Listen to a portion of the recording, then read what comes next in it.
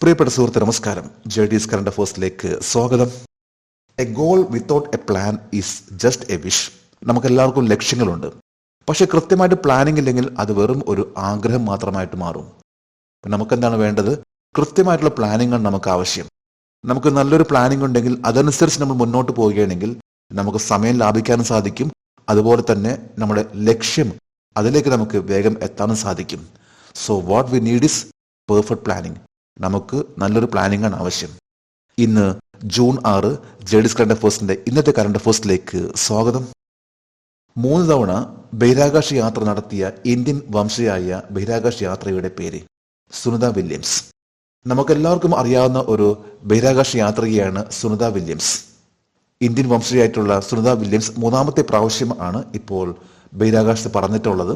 ഈ കഴിഞ്ഞ ബുധനാഴ്ചയാണ് സുനിത വില്യംസ് 3ാമത്തെ പ്രാവശ്യം സ്പേസിലേക്ക് യാത്ര തിരിച്ചിട്ടുള്ളത്. ആദ്യത്തേത് 2006 ഡിസംബർ 9 ആയിരുന്നു. ഇതിനകം തന്നെ 322 ദിവസമാണ് 2 പ്രാവശ്യമായിട്ട് സുനിത വില്യംസ് സ്പേസിൽ താമസിച്ചിട്ടുള്ളത്.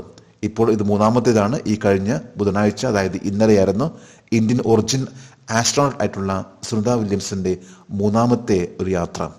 ഈ ഒരു യാത്ര തിരിച്ചിട്ടുള്ളത് ഫ്ലോറിഡയിലെ കേപ്പ് കനാവറൽ സ്പേസ് ഫോഴ്സിൽ നിന്നാണ്. സുനിത വില്യംസിന്റെ ഒപ്പം ഉള്ള യാത്രികനാണ് ബച്ച് വിൽമോർ. ഈ 3ാമത്തെ സ്പേസിലേക്കുള്ള യാത്ര പല പ്രാവശ്യമായിട്ട് മാറ്റിവെച്ചെങ്കിലും ഇപ്പോൾ ലേറ്റസ്റ്റ് ആയിട്ട് പറയുമ്പോൾ ഈ കഴിഞ്ഞ ബുധനാഴ്ചയാണ് അവസാനമായിട്ട് സക്സസ്ഫുൾ ആയിട്ട് മാറിയിട്ടുള്ളത്. ഈ ഒരു ടെസ്റ്റ് മിഷന്റെ പൈലറ്റായിരുന്നു സുനിത വില്യംസ്. അതുപോലെ തന്നെ ബച്ച് വിൽമോർ ആണെങ്കിൽ ഈ ഒരു മിഷന്റെ കമാൻഡർ കൂടിയാണ്. 61 വയസ്സാണ് ബച്ച് വിൽമോറിന്. സുനിത വില്യംസിന് 58 വയസ്സ്. ഒഡീഷയിൽ MLA ആയ ആദ്യ മുസ്ലിം വനിത ആരാണ്? സോഫിയ ഫിർദൌസ്. ഒഡീഷയിൽ ആദ്യമായിട്ട് ഒരു മുസ്ലിം വനിത MLA ആയി. അത് സോഫിയ ഫിർദൌസ് ആണ്. ഈ കഴിഞ്ഞ 2024 ജൂൺ 4 ആയിരുന്നു ഒഡീഷയിലെ അസംബ്ലി ഇലക്ഷന്റെ റിസൾട്ട് പ്രഖ്യാപനം. ഇതിൽ ഈ പ്രാവശ്യം വിജയിച്ചിട്ടുള്ളത് NDA അലയൻസ് ആണ്.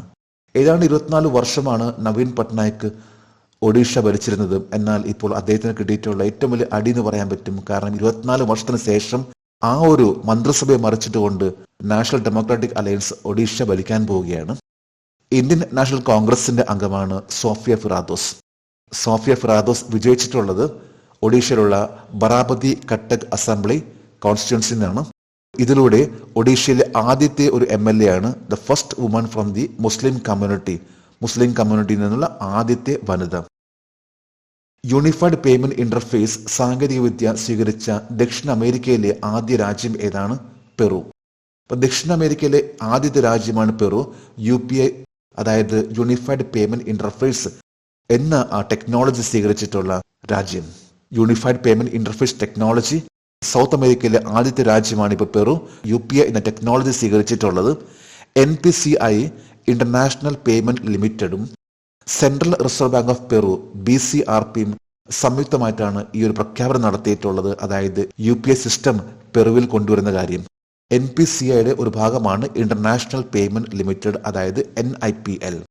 NIPL ഇത് സ്ഥാപിതമായിട്ടുള്ളത് 2020 NIPL 2020 ഏപ്രിൽ 3 NPCI, അതായത് national payment corporation of India, ഇത് ഇന്ത്യയിൽ സ്ഥാപിതമായിട്ടുള്ളത് 2008 2008 NPCI, അതായത് national payment corporation of India വരികയും അതിനുശേഷം 2016 യൂണിഫൈഡ് പേയ്മെന്റ് ഇന്റർഫേസ് ഇത് ലോഞ്ച് ചെയ്തു.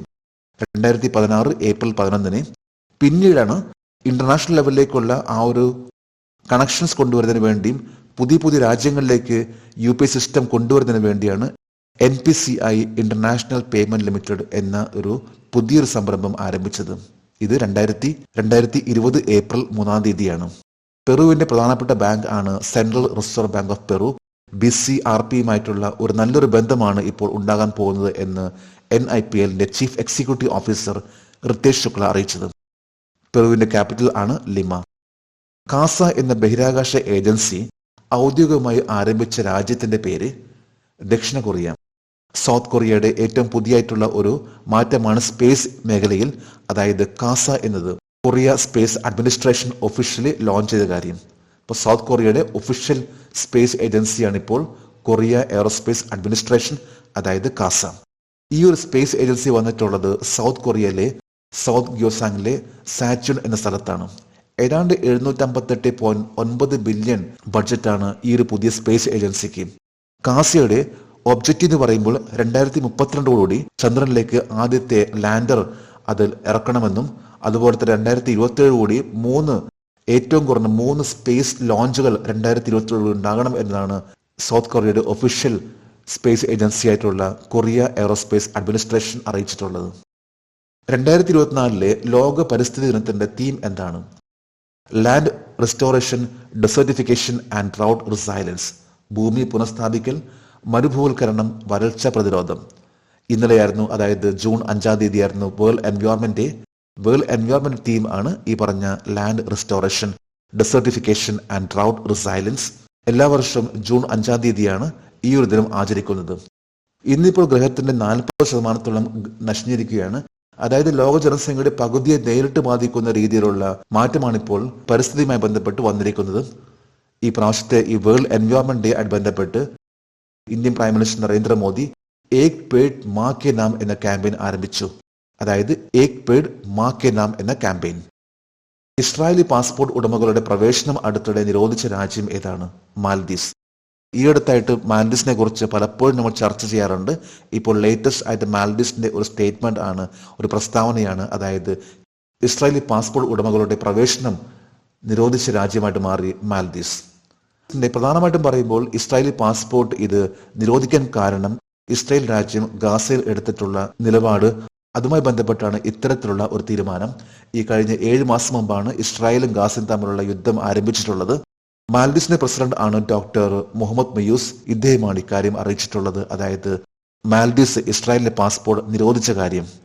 ഇന്നിപ്പോൾ പാലസ്തീനിലെ ഏറ്റവും സേഫസ്റ്റ് ആയിട്ടുള്ള പ്രദേശമായിരുന്നു റഫ. മിക്കവാറും പാലസ്തീൻ ജനതകൾ അഭയം പ്രാപിച്ച ഒരു സ്ഥലമായിരുന്നു റഫ. എന്നാൽ റഫേൽ ഉണ്ടായിട്ടുള്ള ആക്രമണം ഇസ്രായേലിന്റെ, ഇതുമായി ബന്ധപ്പെട്ട് യുണൈറ്റഡ് നേഷനും അപലപിച്ചിരുന്നു. ഇതുകൊണ്ട് തന്നെയാണ് യുണൈറ്റഡ് നേഷന്റെ നിയമങ്ങൾ പാലിക്കാൻ വിസമ്മതിക്കുന്ന ഇസ്രായേൽ, ഇതിനെതിരെയാണ് ഇപ്പോൾ മാൽഡീവ്സ് എടുത്തിട്ടുള്ള ഈ ഒരു തീരുമാനം. ഇന്നലെ ജൂൺ 5 ഇന്നലത്തെ കറണ്ട് അഫയേഴ്സിലെ ഒരു ചോദ്യമായിരുന്നു, ഇന്ത്യയിൽ ഏറ്റവും കൂടുതൽ കാലം മുഖ്യമന്ത്രിയായിരുന്ന വനിത ആരാണ്? ഇതിന്റെ ഉത്തരം ഷീല ദീക്ഷിത്. ഇന്ത്യയിൽ ഏറ്റവും കൂടുതൽ കാലം മുഖ്യമന്ത്രിയായിരുന്ന വനിതയാണ് ഷീല ദീക്ഷിത്. കോൺഗ്രസ് പാർട്ടിയായിട്ടുള്ള ഷീല ദീക്ഷിത് 15 വർഷം 25 ദിവസമാണ് ചീഫ് മിനിസ്റ്റർ സ്ഥാനത്ത് ഉണ്ടായിരുന്നത്. തൊട്ടു താഴെ വരുന്നത് ജയലളിതയാണ്, 14 വർഷം 124 ദിവസവും. 3-ാം സ്ഥാനത്താണ് മമതാ ബാനർജി. ഇപ്പോഴത്തെ നില അനുസരിച്ച് മമതാ ബാനർജി 1-ാം സ്ഥാനത്തേക്ക് വരാൻ സാധ്യതയുണ്ട്. എന്നാൽ ഈ ചോദ്യത്തിന്റെ ഉത്തരം എന്ന് പറയുമ്പോൾ അത് ഷീല ദീക്ഷിത് ആണ്. ജെഡിസ് കറണ്ട് അഫയേഴ്സിന്റെ ഇന്നലത്തെ ഈ ചോദ്യത്തിന് മറുപടി നൽകിയിട്ടുള്ള ഓരോരുത്തർക്കും ജെഡിസ് കറണ്ട് അഫയേഴ്സിന്റെ ആശംസകൾ. നമുക്ക് ഇന്നത്തെ കറണ്ട് അഫയേഴ്സ് ഒന്നുകൂടി റിവൈസ് ചെയ്യാം. 3 തവണ ബഹിരാകാശ യാത്ര നടത്തിയ ഇന്ത്യൻ വംശയായ ബഹിരാകാശ യാത്രികയുടെ പേര് സുനിത വില്യംസ്. ഒഡീഷയിൽ MLA ആയ ആദ്യ മുസ്ലിം വനിത ആരാണ്? Sofia Firdous. Unified payment interface UPI സാങ്കേതിക വിദ്യ സ്വീകരിച്ച ദക്ഷിണ അമേരിക്കയിലെ ആദ്യ രാജ്യം ഏതാണ്? പെറു. കാസ എന്ന ബഹിരാകാശ ഏജൻസി ഔദ്യോഗികമായി ആരംഭിച്ച രാജ്യത്തിന്റെ പേര്? ദക്ഷിണ കൊറിയ. 2024 ലോക പരിസ്ഥിതി ദിനത്തിന്റെ തീം എന്താണ്? ഭൂമി പുനഃസ്ഥാപിക്കൽ, മരുഭൂവൽക്കരണം, വരൾച്ച പ്രതിരോധം. ഇസ്രായേലി പാസ്പോർട്ട് ഉടമകളുടെ പ്രവേശനം അടുത്തിടെ നിരോധിച്ച രാജ്യം ഏതാണ്? മാൽദീവ്. ഇന്ന് ജൂൺ 6 ഇന്നത്തെ കറണ്ട് അഫയേഴ്സിലെ ഒരു ചോദ്യമാണ്, Who became the first cricketer in the world to play in all 9 editions of the T20 World Cup? T20 ലോകകപ്പിന്റെ 9 പതിപ്പുകളിലും കളിച്ച ലോകത്തിലെ ആദ്യത്തെ ക്രിക്കറ്റ് താരം ആരാണ്? 3 ഓപ്ഷൻസ് ആണ് നൽകിയിട്ടുള്ളത്. ഈ ചോദ്യത്തിന്റെ ഉത്തരം അറിയാമെങ്കിൽ ഇന്നത്തെ കറണ്ട് അഫയേഴ്സിന്റെ കമന്റ് ബോക്സിൽ രേഖപ്പെടുത്തുവാൻ അഭ്യർത്ഥിക്കുന്നു. നാളത്തെ കറണ്ട് അഫയേഴ്സിൽ ഇതിന്റെ ഉത്തരം ഉണ്ടായിരിക്കും. ജെഡിസ് കറണ്ട് അഫയേഴ്സ് ഓരോ ദിവസം ഏറ്റവും ലേറ്റസ്റ്റ് ആയിട്ടുള്ള കറണ്ട് അഫയേഴ്സ് ആണ് നൽകാൻ ശ്രമിക്കുന്നത്. ജെഡിസ് കറണ്ട് അഫയേഴ്സിന്റെ ഇന്നത്തെ ഈ വീഡിയോ കണ്ടിട്ട് ഇഷ്ടപ്പെടുകയാണെങ്കിൽ ഈ ചാനൽ സബ്സ്ക്രൈബ് ചെയ്യാനും ഷെയർ ചെയ്യാനും മറക്കരുത്. നമുക്ക് നാളെ വീണ്ടും പുതിയ കറണ്ട് അഫയേഴ്സുമായിട്ട് കാണാം. Thank you very much.